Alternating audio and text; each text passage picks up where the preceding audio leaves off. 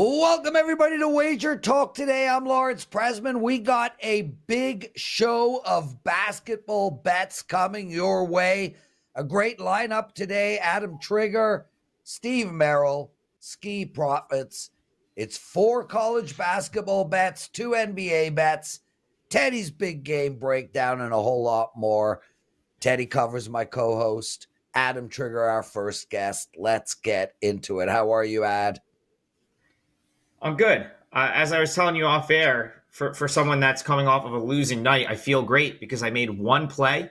It did lose, but had I put everything I liked out yesterday, Prez, probably would have been like 0-6. So every once in a while, being selective does pay off.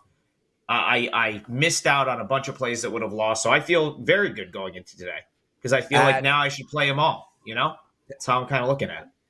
And I'll jump in real quick. I had a terrible night last night as well. I went 0-3 for my clients. Last week, it was exactly the same. I had a bad Monday. I had a bad Tuesday. And then I rolled for 5 straight days. So hoping that happens again. Teddy, I hand the mic to you, bro. Let's talk some college hoops for Wednesday night. A little Wake Forest and Pitt right now. Looking at the WagerTalk live odds screen. I'm seeing the Panthers. There's -1.5s out there. There are -2s out there. We are seeing money for the over in this ball game. 143, 143.5, even 144 starting to pop on this total. How do you break it down? Demon Deacons versus the Panthers. Wednesday night, college hoops. Yeah, I love that old school Pitt logo on the screen right there. And you know what? You referenced the money to the over, Teddy. I like Wake Forest in this game, and I think that would help my cause. I don't think Pitt is capable of winning a high-scoring game, and I'm going to start my handicap on sort of what I think this Pitt team is.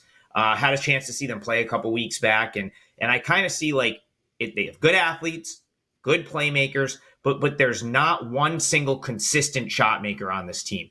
And collectively, they are not a good shooting team, and they're not an efficient offensive team. 273rd nationally, field goal percentage. They don't. It's not that they don't take good shots collectively. It's that they just don't have many guys that make shots consistently, and they also can't shoot free throws. They're one of the worst in the country from the foul line. Where they do well is in the hustle department. They're a very good rebounding team. They're athletic. They block shots. They take care of the ball, which is good. Hinton, Carrington, Leggett, they're all playmakers. Zach Austin, guy that came in from High Point. Like, there's athletes there and there's guys that can make plays, but it's difficult to win like that against a team like Wake Forest, who is very, very efficient offensively. And yes, they had a terrible half last week against North Carolina. We haven't seen them since. But for the most part, this is a Wake Forest team that can really score. And it's going to be really tough to just sort of like rebound and get the garbage points all the way to a win over a team that can score like Wake Forest. Demon Deacons, top 50 all season so far in field goal percentage. They're an elite 3-point shooting team. They're like one of the best, if not the best, from the foul line in the country. They're going to put points up. And that, the over is probably not a terrible look either. And I would, if this one goes over, I'm very confident that Wake Forest will be the reason why. Just to play devil's advocate, I could see someone that likes Pitt saying, well, they're going to kill Wake Forest on the boards. And that could be potentially the case. But I think Pitt will need to do more than just win the rebounding battle to win this game.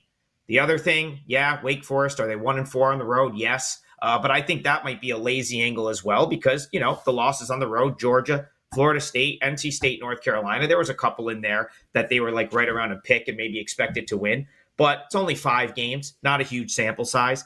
And I just got to go to Pitt a couple weeks ago. I went to the Duke game. I know there was 1,000 tickets that went unsold for that game.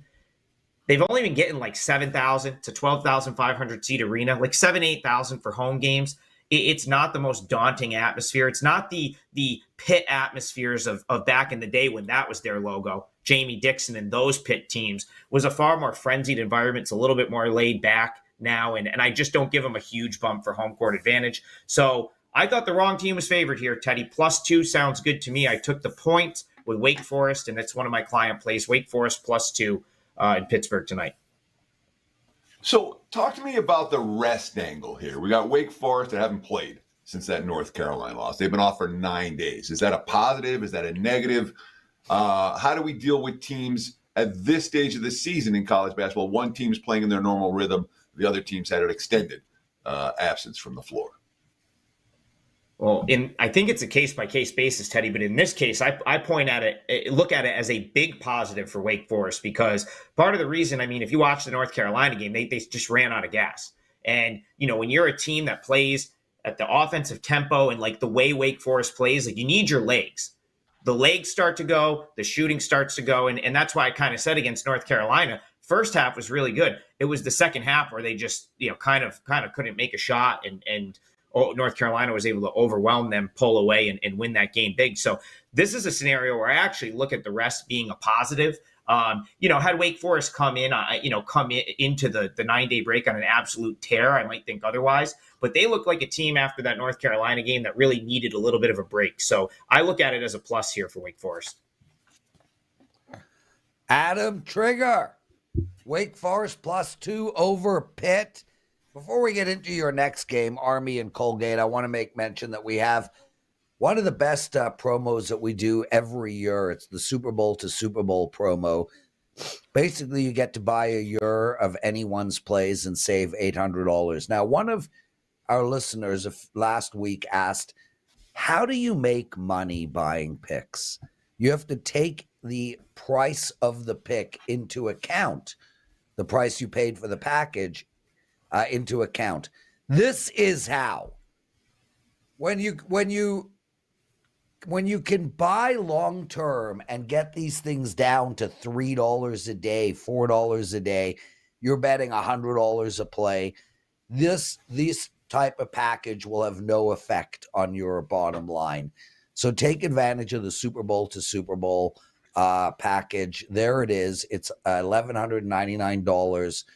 You get all plays from any handicapper you choose. They're 5% play. They're every sport, et cetera, et cetera. Adam Trigger, what do you got going for the clients tonight? Yeah, no, that's a great special, Prez. And, I've always kind of preached like the only way to do it. Obviously, you have to bet enough per game to make it worthwhile. And then you've got to, do the long-term things. The less that you spend, because you got to look at it. Like if you start your year today, you got to look at it that you're going to start minus 11, you got to be able to make up that 1,100 and then some. So I'm all about the long-term deals. I do have a 5% play tonight in college basketball. I've only released 2 5% plays in college hoops so far in 2024. Both won pretty easily. So I hope that's the case again today. But yeah, the Super Bowl to Super Bowl deal is great. It's one of the best specials that WagerTalk does all year. And of course, it's worth noting the Super Bowl to Super Bowl special doesn't start with the Super Bowl. If you buy it today, you'll get everything between today and next you get a little year's extra, Super Bowl. So there's urgency to buy here. The sooner you buy, the more free stuff you get with the Super Bowl to Super Bowl package, obviously. Truly a value price deal. And Lawrence, you nailed it when you talked about how you get, how do you make money buying picks? You find someone you want to roll with and you roll with them. This is the best way to do that. Yeah, well said, Teddy. One of our listeners, Elvin Higgs, nice to see you, Elvin, writes, Prez, how do you bet tennis? I don't bet tennis very often. When I do, I normally bet over and under games. I do make some future bets from time to time in tennis, but it's not a sport that I bet regularly. Do either of you guys? No, but I don't. No. The people that really are locked into tennis and follow it usually do extremely well. It's a very it's a very beatable market. I just don't know anything about the sport. I wish I did, because there's absolutely money to be made in that sport if you're tuned in. It's actually, strangely, Adam and Teddy, by sheer volume of bets, not dollar wise, it's the most bet sport in the world. And is it number 2? Well, I know it's got to be top 3, right? Soccer's 1. So I was told it was the number 1, but either way, it is a sport that is highly bet. Just not a lot of dollars are bet in tennis. And basically for me, it's like you bet the best, most effective way that I'm told is to bet the game. So, if Joker wins 6-4, 6-4, 6-4, he won by 6 games. Anyway, Army plus 14 over Colgate. Where do we go here? Yeah, so I just wanted to see if you guys remembered, but I'll refresh your memory if you didn't. We talked about this game 2 weeks ago on this show, on WagerTalk Today, except it was Colgate at Army. I gave out Army plus 8.5. It went off 9.5, and it won against all numbers as Colgate ended up winning 64-56. But what's worth pointing out is that they trailed the majority of that game. And Keegan Records for Colgate ended up being a late scratch in that game. He missed with an upper body injury. Colgate looked really bad for like the first maybe 20, 25 minutes. And they kind of like got the lead late, pulled away, hit some free throws, won by 8. So if you had Army in that game, you won. But the score is a little bit deceiving because Army, I don't think they trailed by 8 really at any point, until the very end of the game. I'm assuming Keegan Records will be back here. He's been back the last few games, but it was really interesting to see him ruled out in that game because I felt like something hasn't been right with him really all year.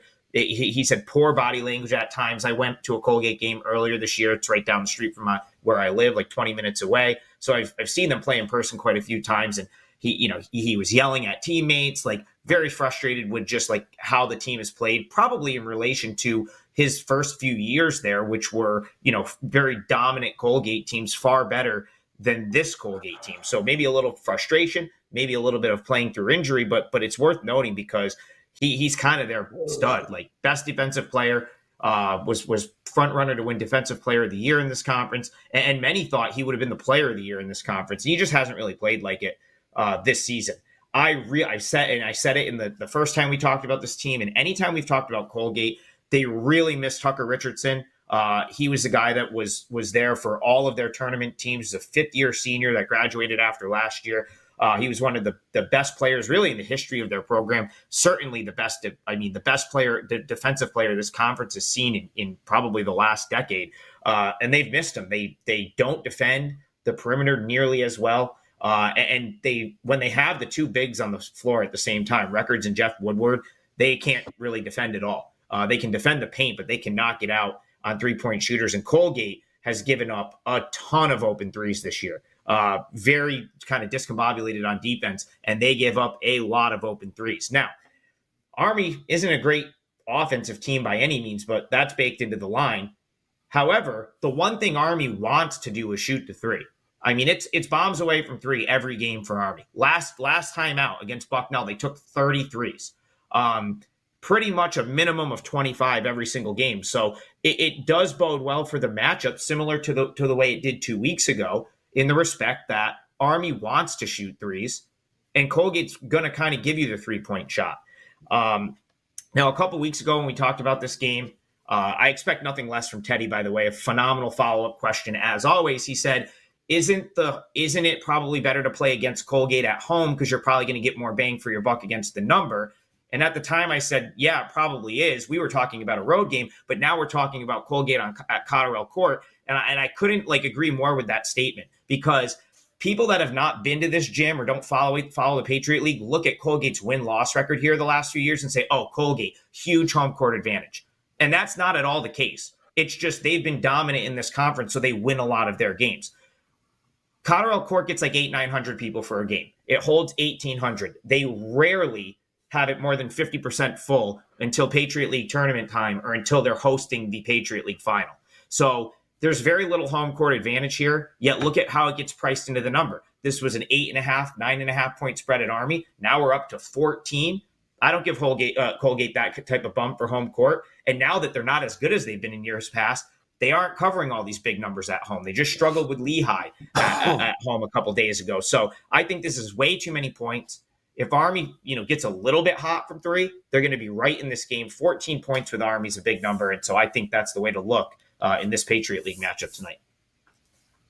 So as you're breaking down the game, Adam, you're talking a lot about the three-point shooting from Army, which, in my mind, thinking that they're going to be able to get good looks against Colgate, which in my mind, maybe you look at the over if you like the dog who's going to hit three-pointers in the game. And you look at the two teams between them, they're 27 unders, 12 overs this season. The first meeting between these two teams stayed under by double digits. Is there a correlation here between dog and over, or am I just overthinking this?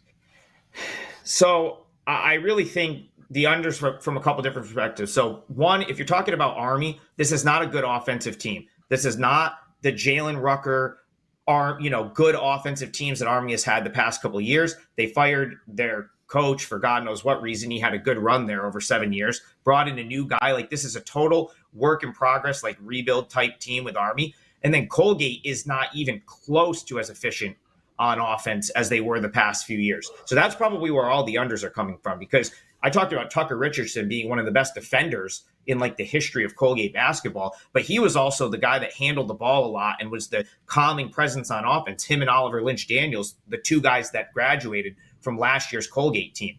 So that's probably like why you've seen so many unders between these two teams. For me, it's like Colgate's been very inefficient on offense. So I don't really have an opinion on the total, but I think like even if the threes aren't falling for Army, Colgate hasn't exactly pulled away from every team they play. They have some blowout wins because the Patriot League is so incompetent that some of these teams are going to get crushed. Like they crushed Boston University a couple days ago, or maybe American. Like they had a couple blowout wins.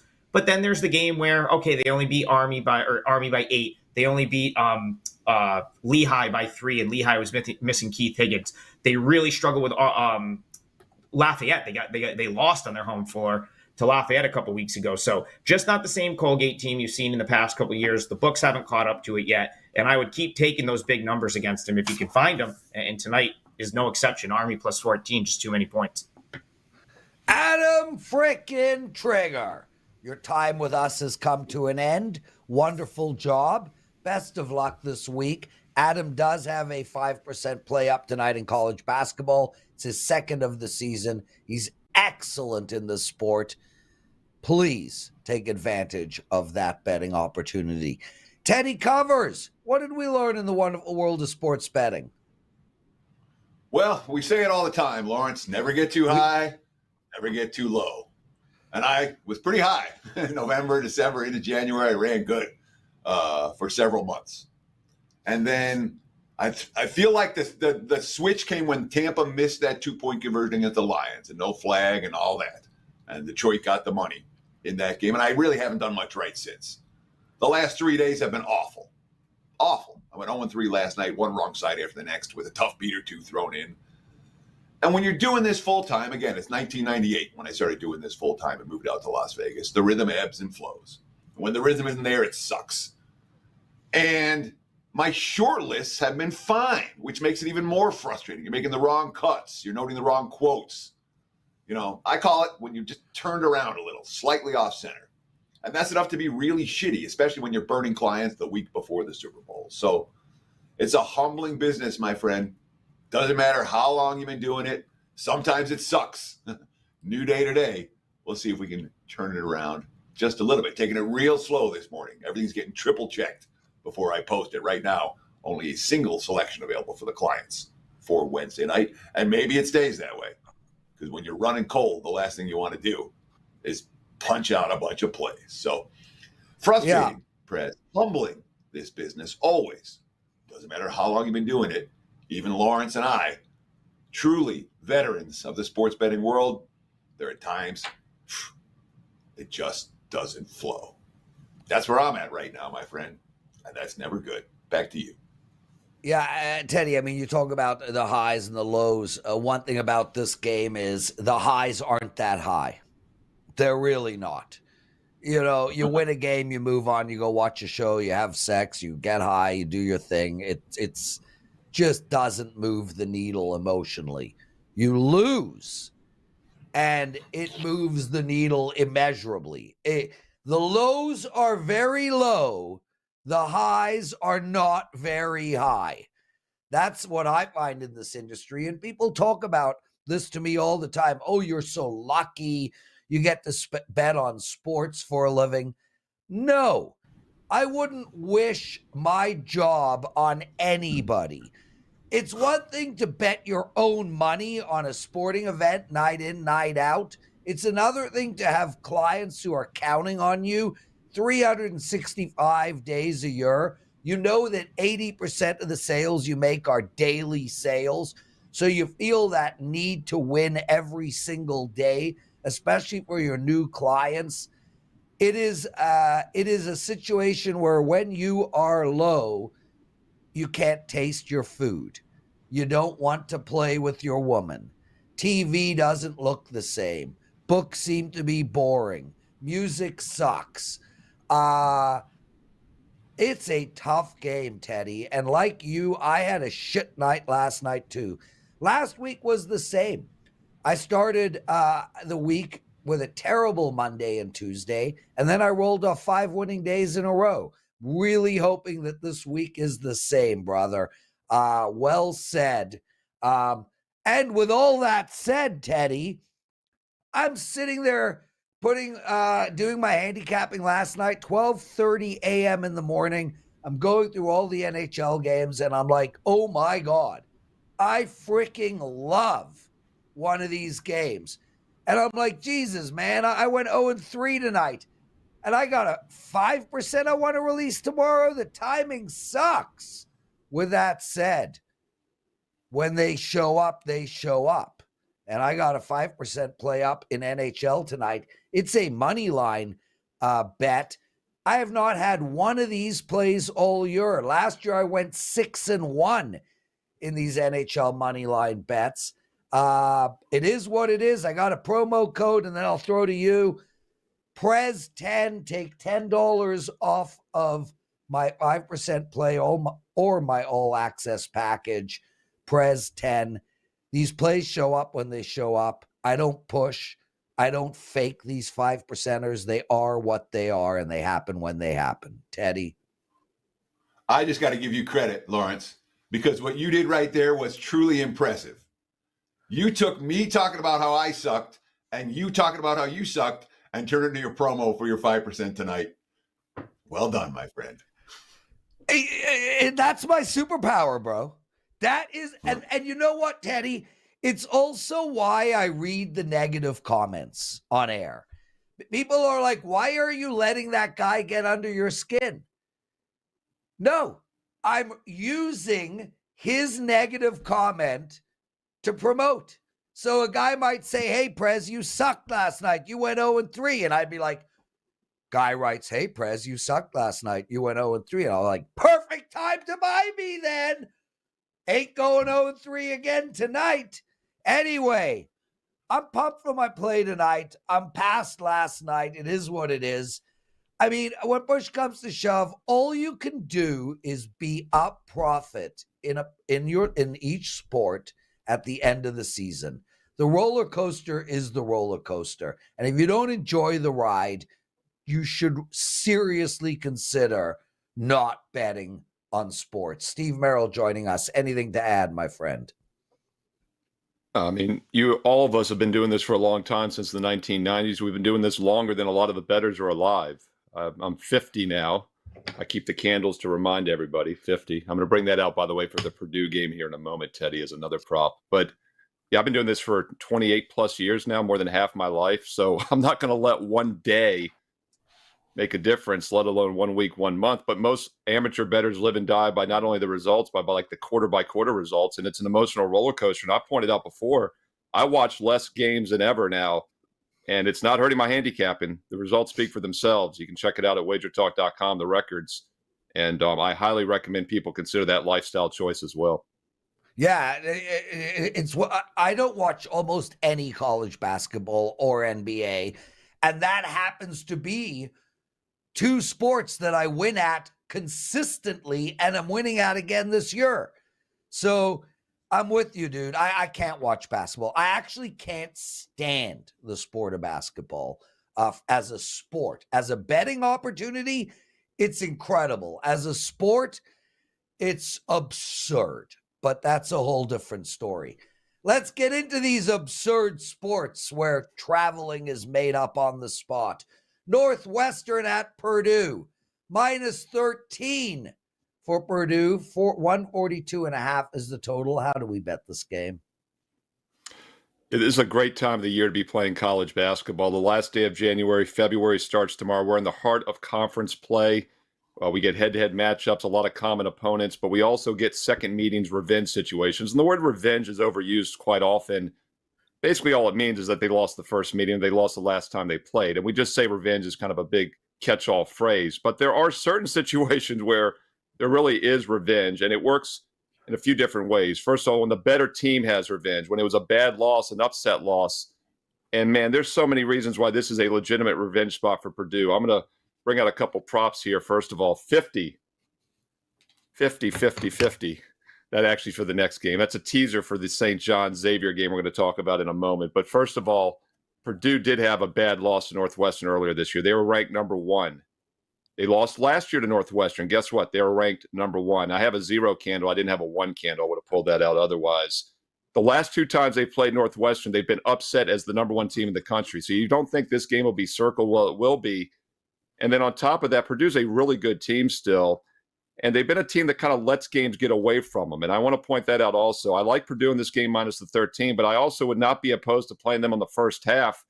In fact, Purdue's been a great first half play the last couple seasons. And I had our friend and colleague Ralph Michaels here from WagerTalk.com run some first half numbers for me. And the database doesn't have first half lines in it. But on average, Purdue's been about a 12.5 point favorite for the game, which means they'd be about a 7.5 point favorite for the first half. They've won the games here over the last year or so on average by about 16 points a game. They've won the first half by 12.5 points a game on average. So that just shows, once again, how explosive they are in the first half. And by the way, they had a 12-point lead against Northwestern in that game they just lost recently this season in overtime.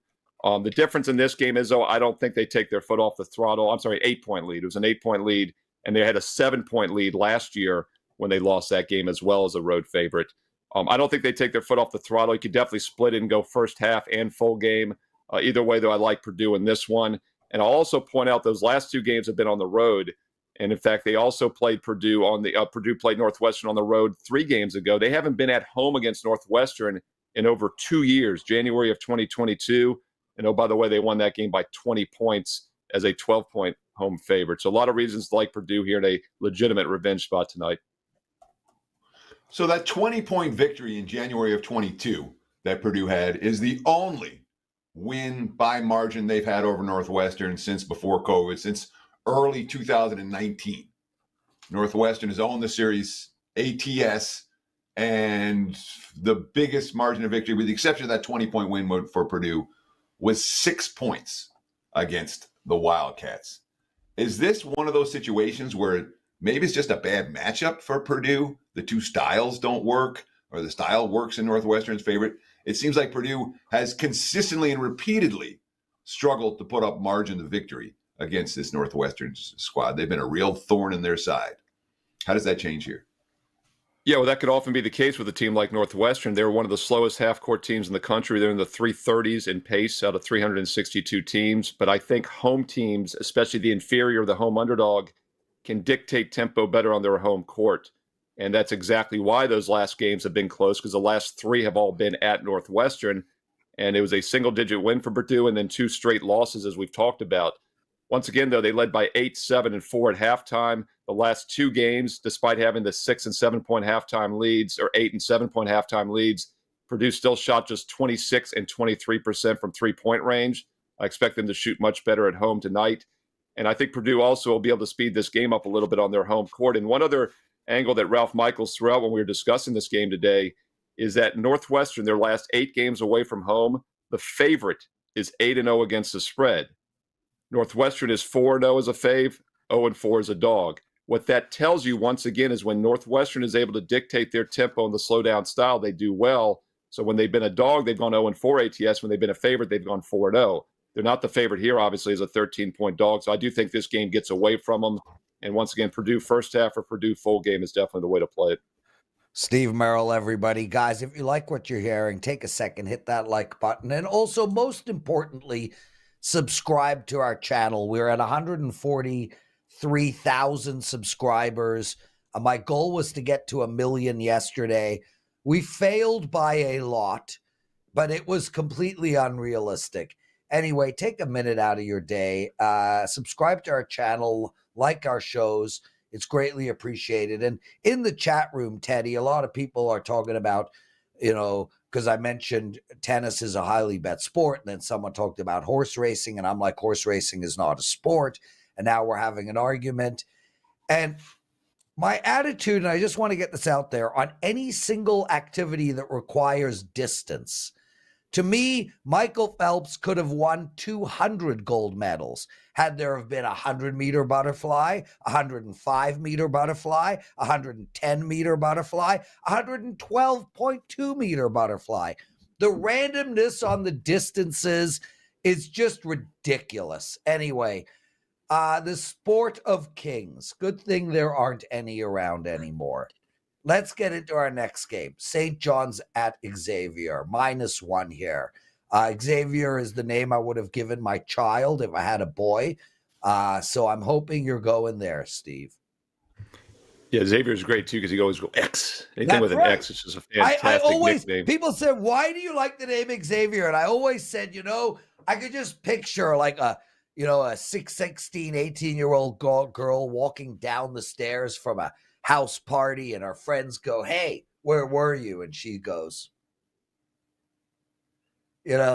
just no names required. I had me some. Okay, dude, let's go. You can also go Zay. Zay's a nice nickname off of Xavier as well. You can be formal or casual. It works both ways.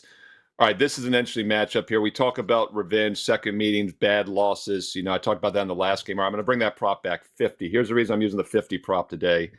It's been over 50 years since Xavier had a loss like they did in their past game. You have to go back to January of 1973. I was not alive. Teddy and Prez were, but I don't think they remember this game. Xavier just lost 99-56 at UConn as an 11-point dog. That's the type of game when you're coming back home, a couple days off, you probably bring a focused effort. It probably wasn't a very pleasant practice yesterday as well for Xavier. They're having a disappointing season, just 10-10 overall. Back-to-back road losses at Creighton and that blowout at UConn I referenced. This is a focus spot tonight, and they're not going to overlook St. John's because they also have a revenge motive after losing by 15 at St. John's just over a month ago on December 20th. And once again, let's dig into the box score, and I always like to look for extremes to see if there's a reason why the teams can compete, and I think there is. Xavier got outshot 46-35%, but more extreme was the three-point shooting. They were just 4 for 21, 19% from three-point range in that game. I expect them to shoot much better at home tonight. They actually got to the free throw line 4 times more than St. John's in that game, had more rebounds, more offensive rebounds, so they can compete. And we've actually seen some sharp money come in. This was -1 overnight. 1.5 earlier today. I talked about it on the college basketball show, which will be up here in a little bit. We did a pre-tape on that. Now it's -2. This game just got steamed up to -2 a few minutes ago. I agree with that sharp money move. Several reasons why I like Xavier. Both teams play fast. They're both in the upper third in tempo. So I don't think there's a style conflict here. And this total has gone from 155 overnight up to 157. So Xavier and the over look like the way to play this one. And this, by the way, both games I've talked about, early tip-off, 6:30 Eastern, so don't miss them tonight on Wednesday. So you talked about Xavier and the points in this game. When we look at Xavier's defense and the bad loss they suffered to UConn on the heels of giving up 85 to Creighton, on the heels of giving up 91 to Georgetown, on the heels of giving up 80 to UConn in the first meeting, defensively, this team's really struggling right now. They're not getting stops. They're not getting stops against anyone. St. John's is going to push pace. Do you worry at all about liking a team that's not getting stops against a team that's rolling and pushing pace right now? Well, that's why the over is a little bit of a hedge. My concern with that over actually would be I do think Xavier brings a defensive intensity. When you have 2 terrible outings like that, pretty sure their focus the last day or so game planning and practice was on defense. And defense is something that's very coachable. It's an emotional-based aspect of basketball. You can either shoot or dribble or you can't. But you can move your feet. You can bring intensity on defense. And I think there will be some tonight. So that's the reason I like the side better than the total. I like Xavier in this bounce back spot. But if it doesn't work out, that over probably gives you a little bit of hedge on the side. Steve freaking Merrill, what do you got to promote? Yeah, strong best bets tonight on Wednesday. It's a great college and pro basketball card. And by the way, nobody's done better this year in basketball. If you go back to the start of October, the start of the college and pro basketball seasons, I am #1 ranked this year in basketball at WagerTalk.com. Over 20 games above 500 already. and there is plenty more to come. In fact, I think the best time of year is February through June here with the rest of college hoops, the NBA playoffs around the corner. You have not missed out. The money is still to be made here the rest of the basketball season. And it's not just basketball. In fact, going back over the 2 years plus now to the start of 2022, nobody has won more in side selections in football, baseball, and basketball combined, all sports. So not a bad time to maybe get my best bets on Wednesday. That's fine. But why not get an all sports, all access? We talked about the importance of taking a consistent long-term approach, and that Super Bowl to Super Bowl special is available right now, but you don't have to wait. You sign up now, you get the next 11 days and nights for free. It works out to less than $23 a week. That's less than the cost for just one play a night, and you get every sport every day for the next year plus. Less than $3, just over $3 a day. That's about over $1 a play. It's a fantastic offer. No promo code needed. And don't forget about the daily free plays. I have free plays every day on my page as well. Steve Merrill, WagerTalk.com. Teddy, you think I can promote, dude? Steve Merrill. I mean, because I come across people could see me as like this slick salesman guy, not Steve. It's like what was that? Opie? What was that show? The Honeymooners or the Andy Griffin show? Opie. There was an Opie or like that's Steve, man. He is so all-American apple pie. I want to buy from the man. Whatever Steve is selling, I'm in. It's time for your big game breakdown. What's up, bro? Who you going? What you doing? Tell us. Teach us. Let's do it. Big game breakdown. Let's talk some Wednesday night NBA, and this one should be a whole lot of fun on ESPN and West Coast action. We've got the Milwaukee Bucks traveling to Portland to take on the Trailblazers. Damian Lillard's return to Portland. Right now, look at the WagerTalk live odds screen. Seeing the Bucks minus 10.5 pretty much across the board. Total in the 236.5, 237 range. And obviously, we're talking about Lillard, who played 11 seasons for the Blazers, the franchise's all-time leader in points and three-pointers, the face of the franchise, the team that took him to the Western Conference Finals a few years back, and now making his first return. It's going to be an emotional night. Really on both sides, but certainly on the Milwaukee side. And I don't love the concept of laying a price with a team on an emotional night, especially when we talk about laying a double-digit price. And, of course, Lillard played against the Blazers. This was in Milwaukee already this season.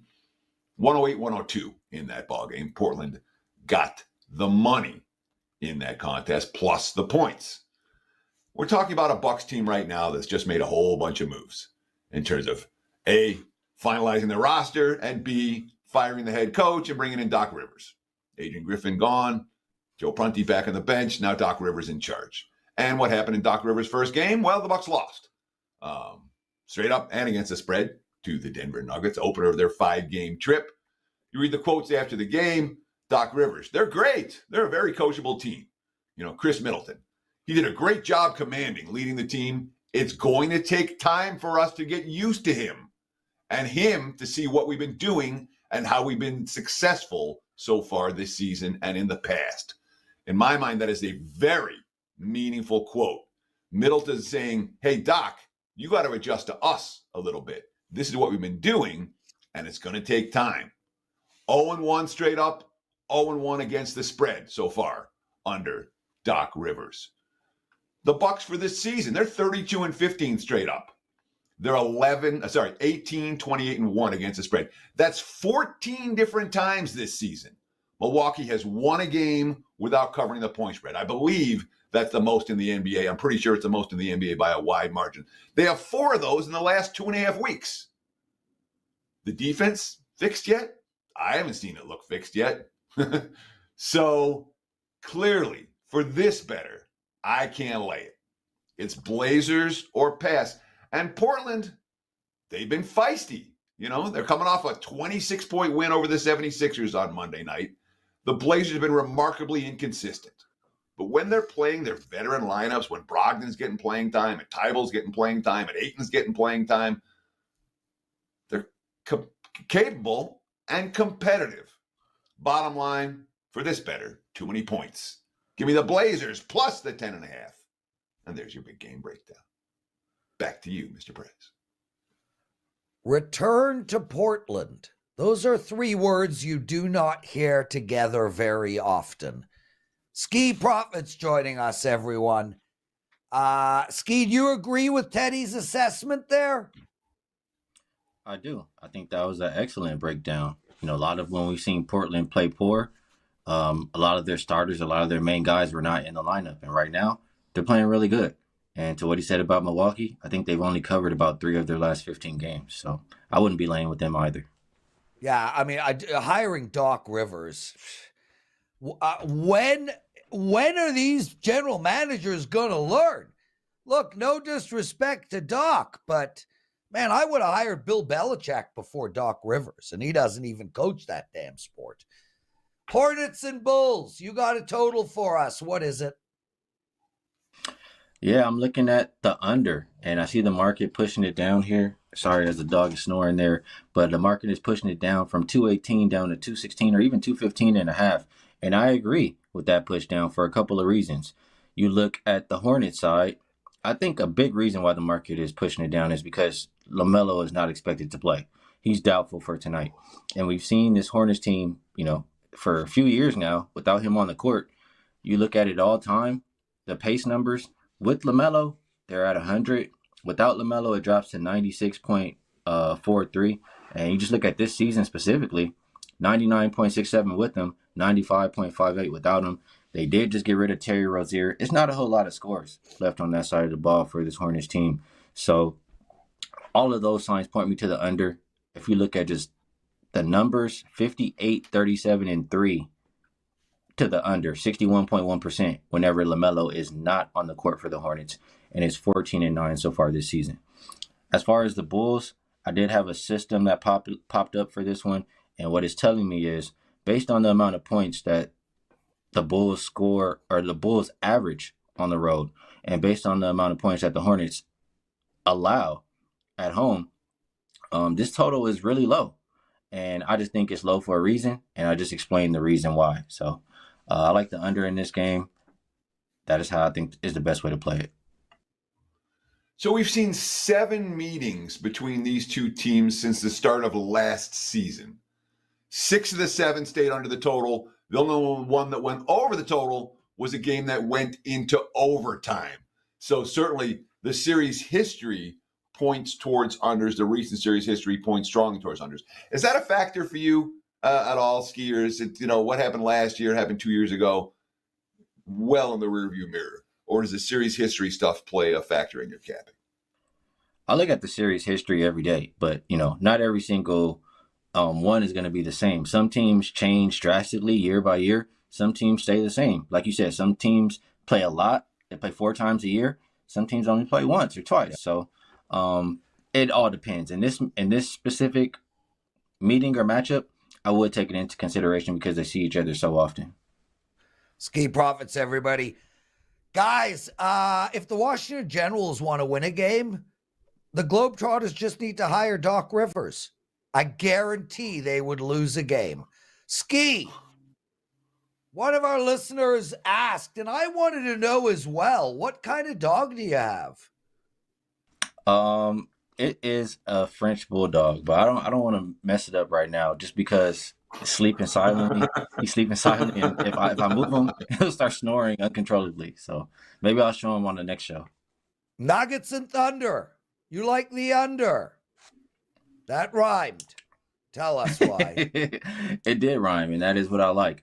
So this is another game where the market, it pushed it down to 227, and now we see it climb back up a little bit. And I think that's just the injury report. We did see Gilgeous-Alexander along with Dorton Holmgren game time decision and Jokic. But all the guys for the Thunder were present at shoot-around. So I think that's the number climbing back up here.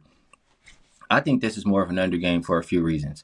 You can look at recent play for both of these teams. Last 5 games, they're both bottom 10 in pace. They're both bottom 10 offensive rated teams. And Nuggets very respectable defensively, 12th rated, and Nuggets top 5 defensive rated team. You look at how these teams play each other. Series history, like we just talked about. Under 4 of the last 5 meetings. Nuggets, they've gone under 6 straight. OKC has gone under 5 of their last 6. So everything lines up as far as that is concerned. But another reason why I like it specifically in this game is you have the number 2 and number 3 seed in the West, and they're separated by half of a game. So whoever wins this game is going to take control there. And I just think it's, when you have games like this, especially as we start to go down the back end of the season, teams are trying to prove a point because these are guys that you're going to see in the playoffs. And when it's like that, I just think it's more defensive intensity. So under the total was the best bet for me in this game. So we've got Holmgren questionable, Joker questionable. Does it matter to you if the 2 starting centers play? Does one of the 2 sitting make a difference total-wise? In my mind, without Holmgren, I'd be nervous playing an under for OKC. What's your take? I think regardless, I do think Jokic is going to play, and I think everybody's going to play for OKC too. And my process is, or the way I'm planning to do it is, I've already bet the under. Once I see all of these guys rolled in, I'm fine taking the under again once the number climbs up. So no, it doesn't bother me. That is my plan for this game. Skee, thanks for joining us, brother. What do you got to promote? A couple of things really quick. First, Super Bowl is coming up. I looked over the last 3 years. I am 23-14. That is a little bit above 61% and somewhere around plus 12 units. Usually, I don't have a big 5% or 4% play in the Super Bowl, but this year I have both. So they're up and available. And if you want to be involved with every play I release for the Super Bowl, you can get it on my page. And I do also want to promote Ronald Cabang and myself, UCapper and myself. I think it's the last day where you can get a 7-day all access for both of our NBA, and it's pretty much 2 for the price of 1. So that is something you guys should take advantage of. Beautiful. Skee Profits, everyone. What a fun show, Teddy.